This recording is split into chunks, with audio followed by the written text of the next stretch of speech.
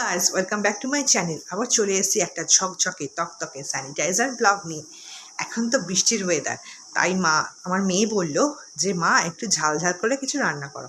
তো ভাবছি আজকে একটু চিলি পনির করব। তো পুরো ভিডিওটা আমি তোমাদের সাথে শেয়ার করব। চ্যানেলটা যদি ভালো লেগে থাকে তো প্রতিবারের মতো সাবস্ক্রাইব করে দিও, শেয়ার করো এবং অবশ্যই কমেন্ট করো। এখন চিলি পনির করব, তার জন্য নিয়েছি হচ্ছে দেখো ক্যাপসিকাম, কুচানো পেঁয়াজ, এই যে এরকম বড় বড় করে ফুলগুলো কেটে নেব। আর নিয়েছি ভেতরে আছে দুখানা লঙ্কা, ঠিক আছে, যারা বেশি ঝাল খাও তারা বেশি নেবে। আর এই দেখো পনিরগুলোকে এভাবে স্লাইস করে কেটে নিয়েছি। আর লাগবে হচ্ছে সস। পনিরগুলোকে এখন হচ্ছে নুন আর হলুদ দিয়ে মাখাবো। পনিরে নুন আর হলুদ মাখিয়ে নিয়েছি। দেখো কড়াইতে তেল গরম হচ্ছে, এবার পনিরগুলো আমি একটা একটা করে ছেড়ে দেবো। পনিরগুলো আমি ছেড়ে দিয়েছি। এবার একটু হালকা হালকা করে ভাজগুলোকে এরকমভাবে লালচে লালচে করে ভাজবো, ঠিক আছে, ওটা তুলে ফেলবো। সবজিগুলো দিয়ে দিয়েছি।